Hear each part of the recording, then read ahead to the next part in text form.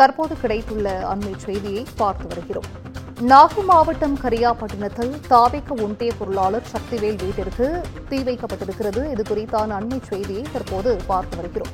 கூடுதல் விவரங்களை செய்தியாளர் மாணிக்க வாசகம் வழங்கிட கேட்கலாம். மாணிக்க வாசகம், வணக்கம். இது குறித்தான முழு விவரங்கள். வணக்கம் சிந்துஜா. வேதாரண்யம் அருகே கரியாப்பட்டினம் ஊராட்சியில் தமிழக வெற்றி கழகத்தினுடைய ஒன்றிய பொருளாளராக சக்திவேல் என்பவர் இருக்கிறார். அவரது வீட்டை பெட்ரோல் பாட்டில் வீசி எரிக்க முயன்ற மர்ம நபர்களை போலீசார் தேடி வருகின்றனர். தமிழக வெற்றி கழகத்தினுடைய வேதாரண்யம் கிழக்கு ஒன்றிய பொருளாளராக இருப்பவர் சக்திவேல்.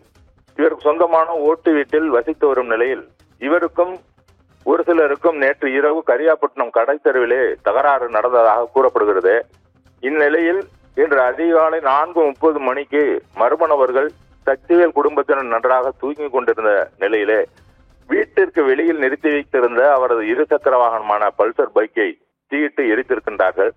மேலும் அவரது வீட்டின் மீதும் பெட்ரோலை ஊற்றி தீப்பற்ற வைத்துள்ளனர்.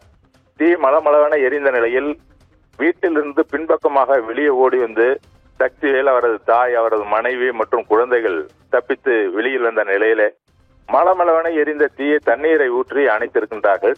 இச்சம்பவத்தில் ஈடுபட்ட மர்ம நபர்கள் முன் விரோதத்தால் பெட்ரோல் பாட்டிலை வீசினார்களா அல்லது அரசியல் காரணமாக பெட்ரோல் பாட்டில் வீசப்பட்டதா என கரியாப்பட்டினம் காவல் நிலைய ஆய்வாளர் நாகலட்சுமி தலைமையிலான போலீசார் தீவிர விசாரணையை மேற்கொண்டு சம்பந்தப்பட்ட மர்ம நபர்களை தேடி வருகின்றனர். இந்துஜா, விவரங்களை வழங்கியமைக்கு நன்றி மாணிக்க வாசகம்.